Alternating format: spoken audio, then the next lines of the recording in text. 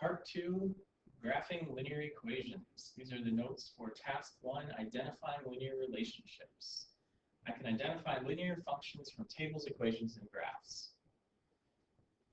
There are many different types of relationships that can be represented, modeled, and explored using algebra. It's one of the most important and powerful reasons why we learn algebra. The simplest relationship that is studied is a linear relationship. Based on the word linear, especially the first 4 letters, line, namely, which of the following graphs do you think show a linear relationship? So the first one, well, that sure looks like a straight line to me, so that one is linear, price versus quantity in that case.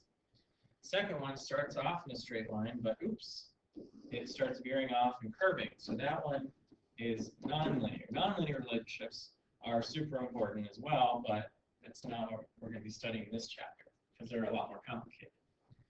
Third one, distance versus time. It's close to a line, but a little curved, so that's nonlinear. And then the last one, it's the same quantities, distance versus time, but now the relationship is linear. So the same quantities could have linear relationships in certain cases and nonlinear in others. In addition to graphs, linear relationships can be represented using an equation. So mostly in algebra, we're dealing with equations, and just by looking at the equation, you should be able to tell whether you have a linear relationship or not. So if we look at these 6 examples, we see B is linear, and D is linear, but the other 4 are not. So we have, let's see why not, and then we'll look at if we can figure out why B and D are. So A is not, because look at where the variable is. It's in the denominator of a fraction. That's never going to be linear. C is not, because it's the square root of the variable. Square root of the variable is never going to be linear. E is not, because we have the exponent 2, x squared is never going to be linear.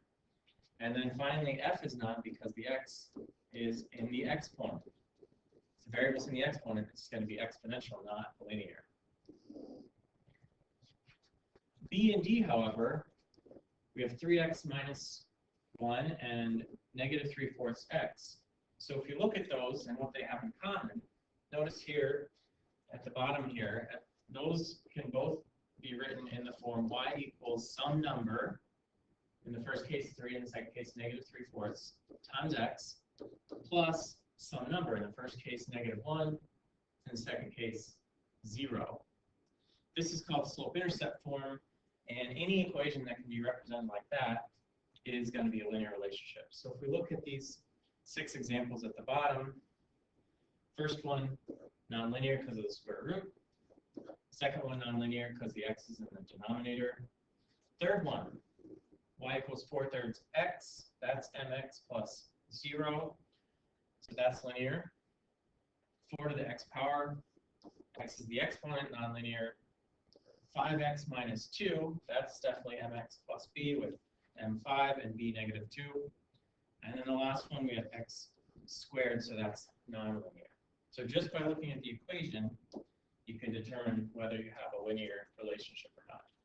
Finally, linear relationships can also be represented using a table. And just by looking at a table, you can tell whether you have a linear relationship if the values change by the same amount each time. So in each case, we have the x's going up by 1, 0, 1, 2, 3. And so then we just have to look at the y's and see if the y values are changing by the same amount. So in the first one, we have to get from 4 to 6, you got to add 2. From 6 to 8, add 2. From 8 to 10, add 2. And so that makes that a linear relationship. The second one, to get from 7 to 3, you have to subtract 4. From 3 to negative 1, you also have to subtract 4. And then from negative 1 to negative 5, subtract 4. So it's the same change each time. So that's also linear. However, when we get to the right side here, from 2 to 6 in the y row is plus 4. But then from 6 to 9 is just plus 3. 9 to 11 is just plus 2. And so that's why we have a nonlinear relationship. And then the last one, similarly, from 10 to 9 is -1, 9 to 6 -3, 6 to 1 is -5. And so again, we have a nonlinear relationship. The amount of values changing is not the same each time.